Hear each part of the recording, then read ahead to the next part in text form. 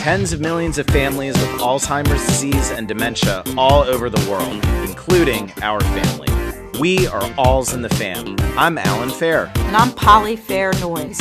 We're siblings, we are parents, but we're also caregivers. This is our podcast. This is our support group. Welcome to our family. Alzheimer's sucks, but this family lives, laughs, and learns as we fight for a cure. Welcome.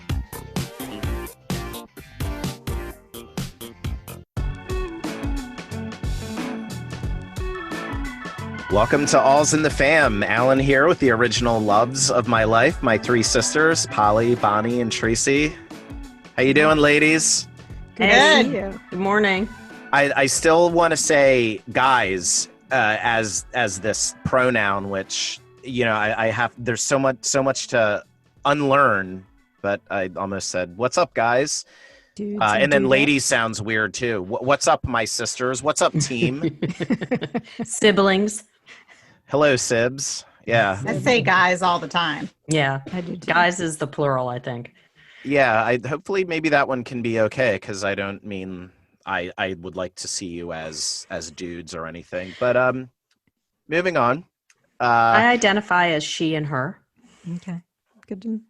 Yep. He, him. So today, welcome to Alz In the Fam. Today we're going to talk about increasingly troubling signs and behaviors that we saw in our mom, Carmen, in the early phases of her dementia. So she was diagnosed in 2013. We started noticing troubling signs in 2010. So we're somewhere in the earlier part of these years. And today we're going to talk about the progression of troubling behaviors and increasing concerns that we started having as our mom continued to live alone. So all of us went to school, graduated from college, and generally speaking, moved out of the house in which we grew up in. So our mother continued to live in this 5-bedroom house in which we grew up. And at this point, she's probably in her late 60s and early 70s. And has lived there alone for a few years now. And this wasn't an all-at-once thing, right? We tried for a long time to convince her to move closer to us, or move in with one of us. But our mom, wow, Carmen was stubborn, right? She didn't want to do that, and she was adamant about wanting to stay in this old 5-bedroom house. So this is the story of how we managed that early period where we knew something wasn't quite right and this house was proving to be a problem, and what we did about it. So why don't we start out with your perspective, Poli? Yeah, so you're right. Mom wasn't just stubborn. She was feisty and independent. And she really wanted to keep her independence at a time when, well, first little things happened. I'll just start with that. She did like bizarre things. She started unplugging everything. So the TV set, she'd unplug, the microwave, the coffee maker, the cable box for the TV, everything. Then she'd turn off everything. She started, light bulbs would go out. She wouldn't replace those, just weird stuff. I'm like, why are you unplugging everything? And she's like, those use electricity, which I guess she's right. But every time she unplugged the cable box, then she'd plug it back in to watch TV, and no TV. That was troubling. She was wearing weird clothes. She found some of Allan's old warm-up sweatpants from high school. At this point, they were probably, I don't know how many years old, 10 years old. I graduated high school in 93, and we're talking circa 2010 through 2013. So, we got 2 decades of crustiness. I'm glad that she never wore my old wrestling singlet, because that would have been a lot to deal with on a visit to mom. He did wear Trissi's, but that was Trissi's Chi-Chi's shirt, but that was before she had any issues. She liked when that. Trissi was a waitress at Chi-Chi's and she had a special shirt. That's so funny. Yeah, so I'd go see her and I'd be like, where'd you get those little boy or young man sweatpants? And she'd be like, what? It just wearing weird clothes, but it was nothing dangerous. I mean, she had everything covered. Little things. She didn't take the trash out. She probably should have. So I don't know. How about you, Boni? What do you remember about this time? I just want to announce that I wear my high schoolers' sweatpants when it's cold out. They're very comfy and broken in. So there you go. I'm more like my mother than I like to admit. So some of the things I noticed were that, she would tell us she went on a walk, and then, 2 hours later, she was on a walk again. At this point, she always had her phone with her, so that was fine. But it was a lot of walking, like a lot. She wouldn't remember that she had gone in the morning, and we started worrying a little bit about dehydration. But, she's always been an exerciser. She did jazzercise and yoga when we were younger. So we knew it was important to her. So it was concerning, something you've kind of filed in the back of your head, but didn't get overly concerned about. She was really ruled by the calendar at that point. And I think one of the things with our mom overall is that she accommodated herself pretty well. So, she knew that on her calendar on Thursdays, she would go to the hair cuttery. On this day, she went to take the trash out, like you were saying. And if it wasn't on the calendar, she didn't go, or she would go twice. So there was that piece. And then just the continuance of, oh, I haven't seen anyone in so long. And I would then hang up and say, didn't you go see mom yesterday? And Poli would say, or Trissi would say, or you would say, yes, I went to see her yesterday. I fed her. And just sort of that, finding old food around, things like that were not terrible and really not that far out of line with who she is, but just different. Sure. How about you, Trissi? What do you remember? I remember going into her house and seeing little sticky notes all over the kitchen, and they would have unusual quotes on them. And it was just something she had never done before. And I thought that was so interesting. And some of them were great quotes. But it was a very new, different behavior, and they would kind of be stuck in unusual places. And it was just something completely new, like I said. Yeah, I remember I'd visit when the kids were really young, maybe even before my daughter Ava was born. We'd go visit, and she would say the same things over and over again. I mean, I'm visiting from New York. I don't need to sit in my old childhood home and eat there. I'll take my mom out to lunch and get her anything she wants and pay the bill and say, thanks for everything you've done. But she would say, Allan, I don't have that much here in the house to feed you and the kids. I've got frozen chicken and frozen popsicles because I live all alone. So, yeah, I know, Mom. We'll go eat in town. Yeah, well, Allan, you guys must be hungry, and I don't have much to feed you because I live alone. So I go to Costco and I buy this chicken that I freeze, and I have some coconut popsicles. Why don't you have a coconut popsicle? As discussed, I came here to take you to lunch, and same thing over and over again. And that was this running theme for years. I don't have much food.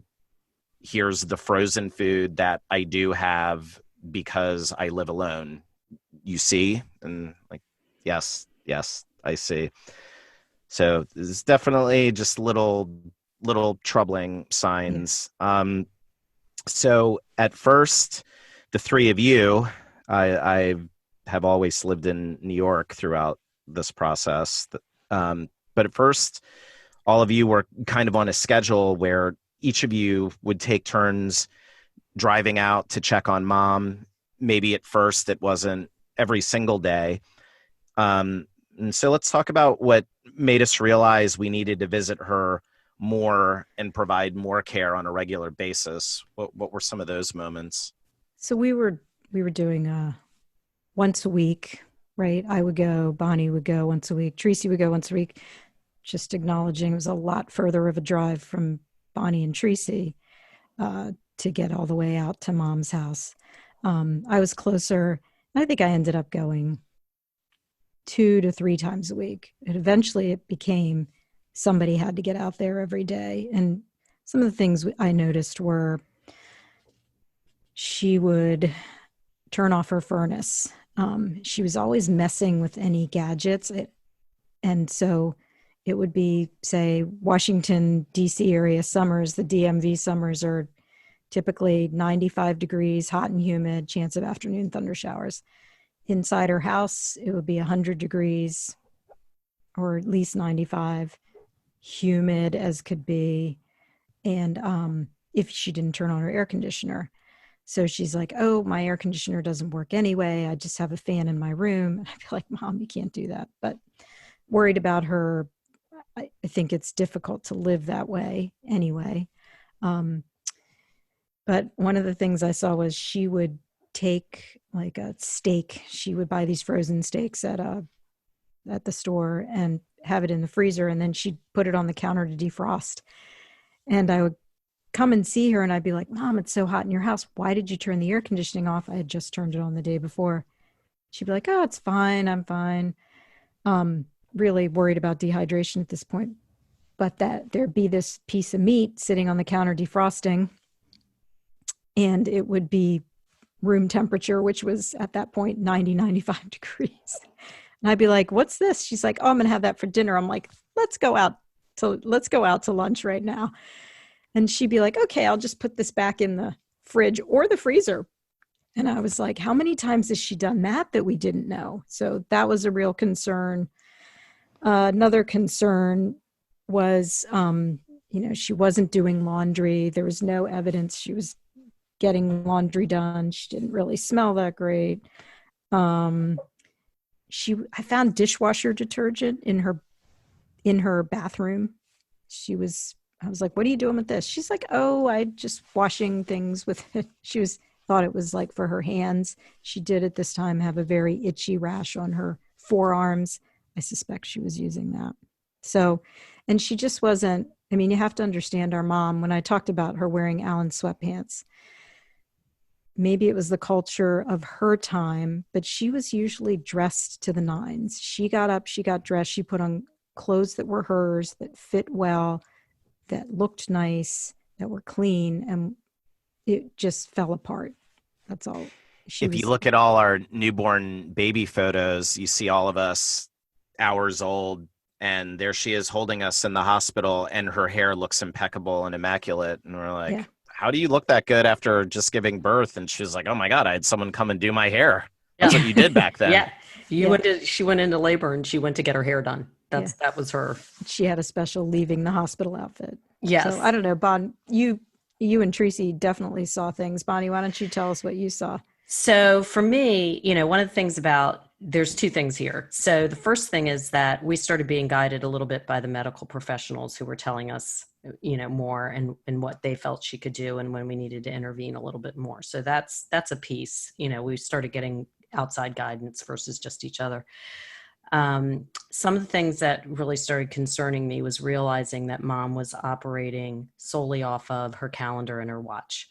So if she did not eat or notice between the hours of 11 and 2, then she assumed that she had already eaten and wouldn't. And so she lost some weight at that time. So I would go over at, let's say, 11, and I would say, oh, do you want to go grab something to eat? And she would say, oh no. She would look at her watch first and then say, no, I'm not hungry yet. Or if it was 2:00, she would look at her watch and say, I already had lunch.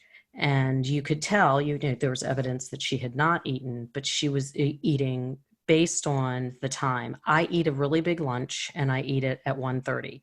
And so if it was 3:00, she assumed that she had eaten it and would not want to go out again.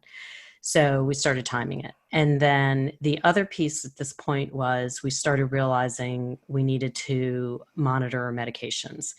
So we would have to go and literally count her pills. Is she taking them? We would have to leave her notes that said, you take this one in the morning and this one in the afternoon. And then we got her the pill case, but there was more and more management that needed to be done. She doesn't like to take medications.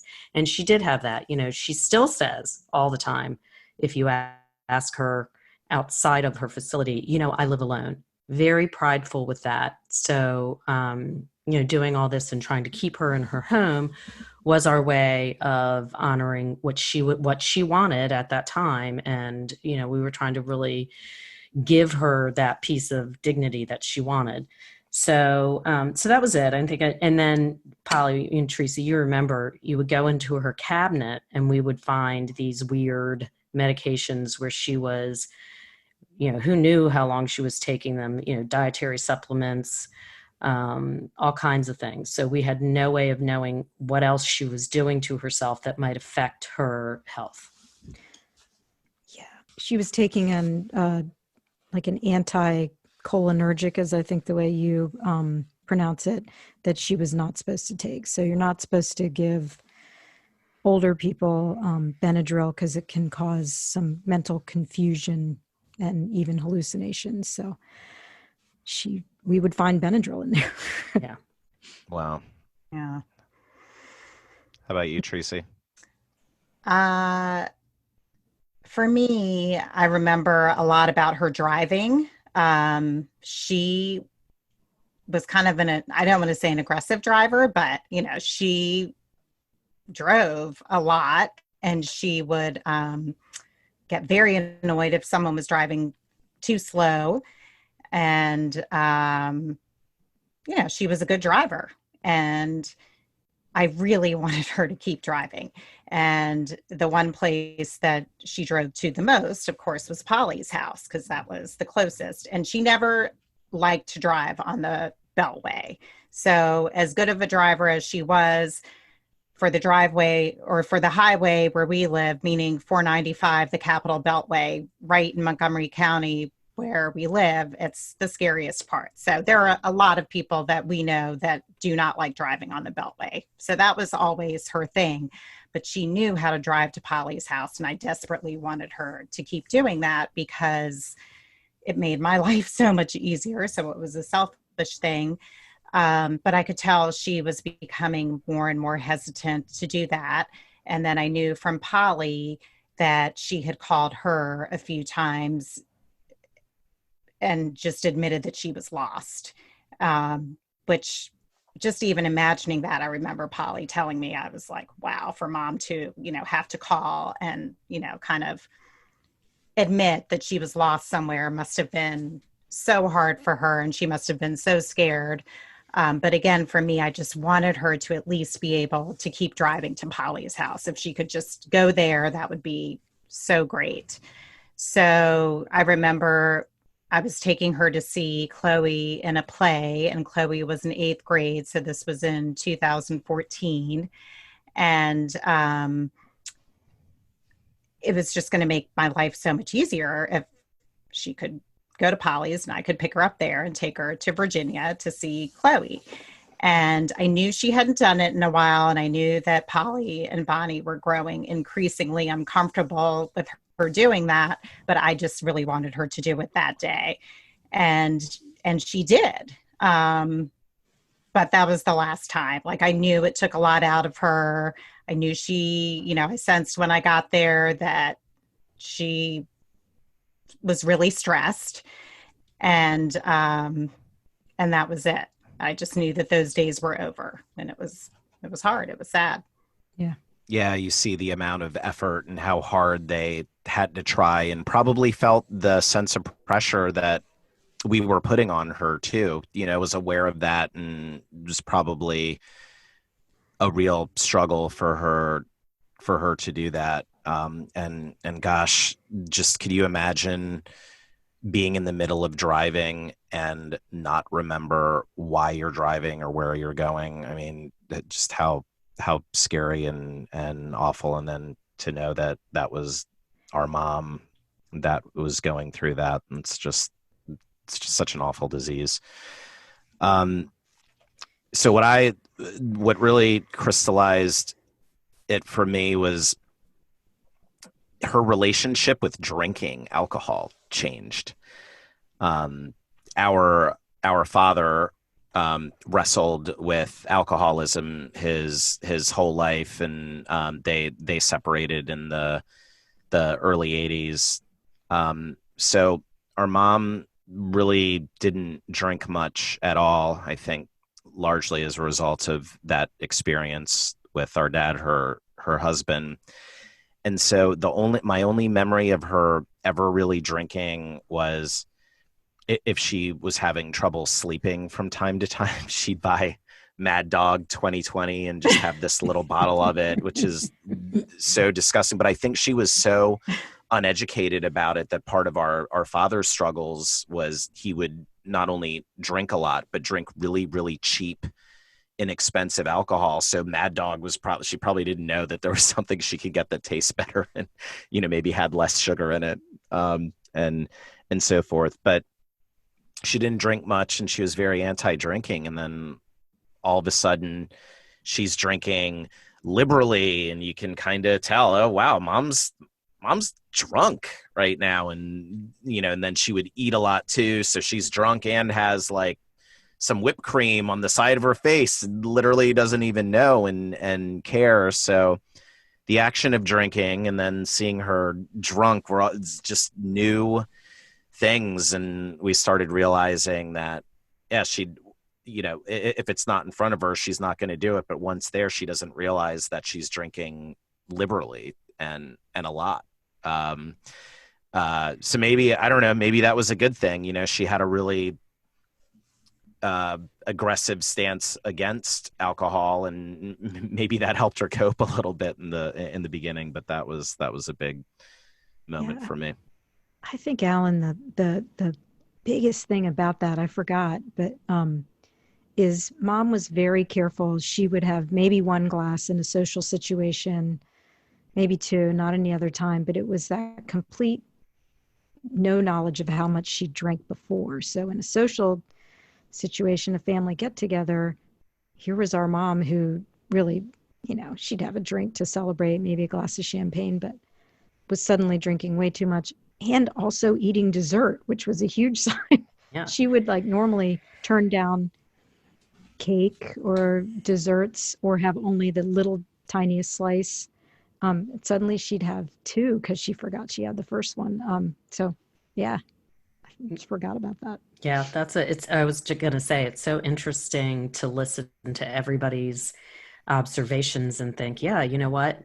The alcohol is definitely huge. And it's been a long time that she's been having more than a glass and using it, as you said, Allan, at first, just medicinally to help her sleep and, that kind of thing. And then it became very important. One of the reasons we had to go out there was if she didn't have her bottle of wine. At that point, she had upgraded to her Gallo, and Mike would actually go, and he would buy her some bottles because he was, so mortified, appalled by having Gallo in the house. He was. He would find ones that she liked and make sure she was stocked with it but at that point at home, she had that little tumbler that she liked and said she wasn't. But in social situations at our house, especially, she would forget that she had, which glass was hers, and that she had some. So that reminds interesting me how we all kind of remember different things. Yeah. That reminds me of showing up at her house and finding wine stains on the wall going up the stairs. She had obviously fell and spilled, and it splashed up there, and you wonder was that the second glass? Because it started happening more and more. That's good point. Mm-hmm. Well, I think that for anyone listening, if any of these early signs or things that you might be seeing in a loved one, an older parent, this would be a reason to take them to the doctor and start going deeper and looking into mental health and dementia. And as we've said in subsequent episodes, the sooner you start the journey, the more you're protecting yourself from being in control of the key decisions that you'll need to make as a caregiver one day. So I will end by saying that I sure am glad that we get to be a team as caregivers So together. important. Yeah. Thanks, Allan. Love you guys. Talk Love to you you. soon. Love you. Thanks for listening to Alz In the Fam. In the fight against Alzheimer's and dementia, we are all family.